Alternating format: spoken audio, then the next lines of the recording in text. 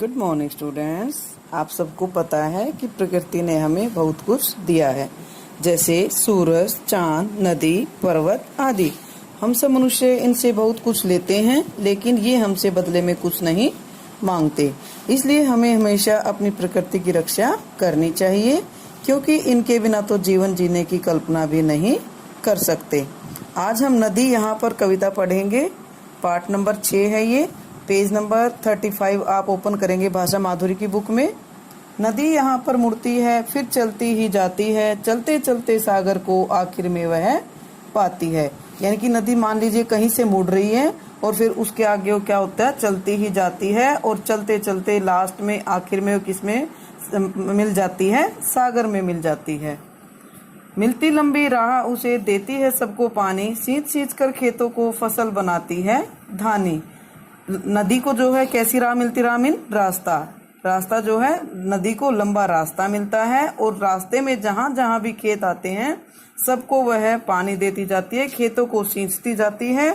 और इस प्रकार जब फसलों को पानी मिलेगा, खेतों को सींचेगी, तो फसल जो है अच्छी उगेंगी और फसल धानी बन जाएंगी, यानी कि धन देने वाली बन जाएंगी।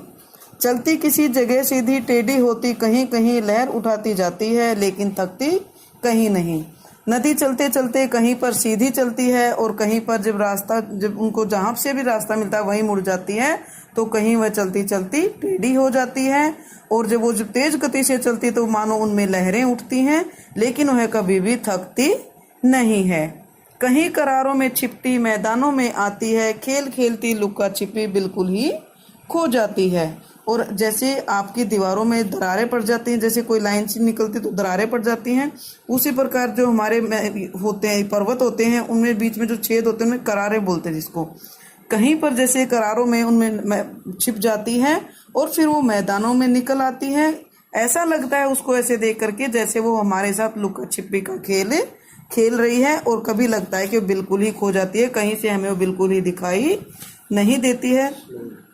जब हम कहीं पर्वत पहाड़ों पर घूमने जाते हैं और नदी कहीं से जब देखते हैं, तो जब हम गाड़ी में बैठे होते हैं तो कहीं पर हमें नदी दिखाई देती है और कहीं पर दिखाई नहीं देती। अब नेक्स्ट पेज पर आएंगे। 36 बहुत तेज थी पर्वत पर, लेकिन नीचे जब आई धीमी धीमी चाल हुई, जैसे थक कर सुस्ताई। जब वो पर्वत पर चल रही थी तो बहुत तेज गति से चल रही थी, और जब वो नीचे आई तो वो धीरे धीरे धीमी धीमी हो गई, और तब ऐसा लगा जैसे वो थक कर सुस्ता रही हो, जैसे हम सुस्ताते